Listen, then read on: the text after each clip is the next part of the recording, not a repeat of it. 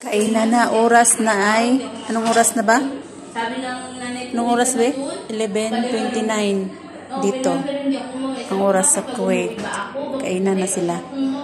Kami naman dito, nagmamarites. Tapos yung time na yun na, yung asawa ko nag-asawa.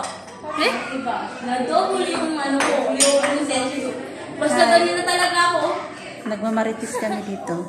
Ako may hindi naman kasi wala, hindi ako makain, hindi ako tulala lang ako, hindi ako nagtatrabaho, hindi ako naliligo. Yung amo ko, binubuhusan ako, binubuhusan. Mas biruin mo, 8 months pa lang ako, tapos yung asawa ko, inasal dun sa best friend ko, alam naman ng best friend ko kung paano ko umiyak, paano ko ma-stress sa kanya. Tapos hindi na 1 week yung kasal, namatay yung When Ruth Juice? Nagkating classes, mama sa klase na lumit. Sa after 3 days, nahanap yung bangkay. Tapos yun, hindi pa ako nagtuwa-tuwa, hindi pa maglabas yung bangkay. Sabi ko na lang kay Lord, alam ko lang yung makakita sa kanya. Sana ibutaw mo na siya, buhay man o patay, okay na Hindi nakita yung ano, katawan. Hindi nga na 30 minutes, lumitaw eh. Pero ang halimbawa lang, dito siya namatay sa Parwani, sa Padal Ahmed. Doon natagpuan sa puso ng bangkay. Ang layo ng Na ano? Pero huwag ka walang isang buti, isang bawas sa skin niya, hindi na bulok. Ah, ganun? 3 days siya sa tubig.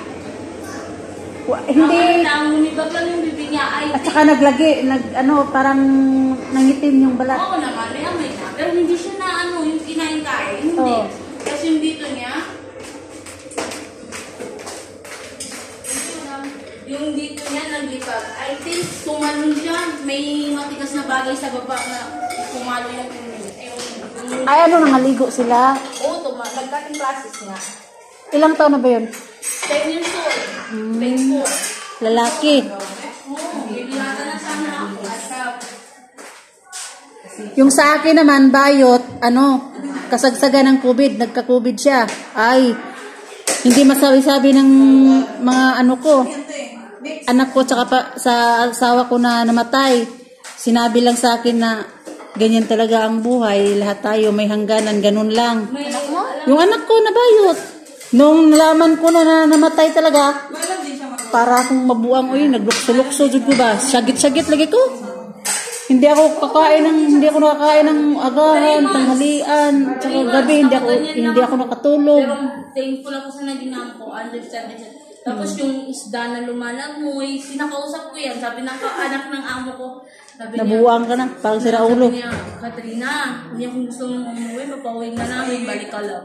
Sabi ko, ako nung time na yon, nung namatay yung si bayot ko, gusto ko umuwi. Tapos nasundan pa ng anak ko. Ay, yung asawa mo loko. Nag-asawa ng best friend ko. Yung best friend ko na yun, niniyakan ko yun kasi na-stress ako sa asawa ko. Lahat ng problema ko sa asawa ko. Alam niya. Yun pala. Sila rin pala yung... Ay, yati. May sinasabi. Inayakan mo yung asawa ko, nagloko ng babae, best.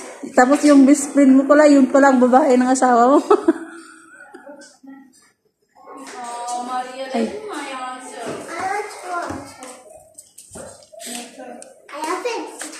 No, that is not water. That is not water.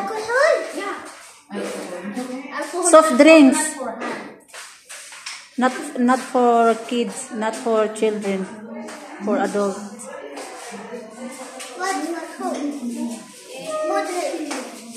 Your mama, your auntie, adult. That's for kids. Yeah, that is the same like the inside the bottle. The same.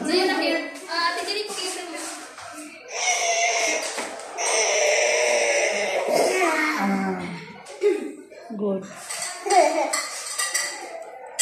Wa na diha kay nagkuan ko, maapil ka. Wa na nagkuan na ning akuan na diri sa pader oh.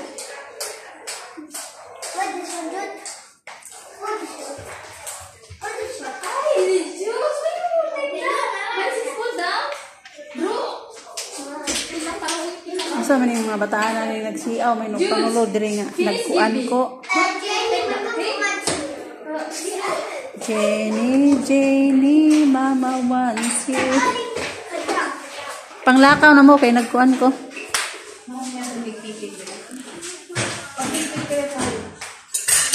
Sino mo ka mo? Ikaw.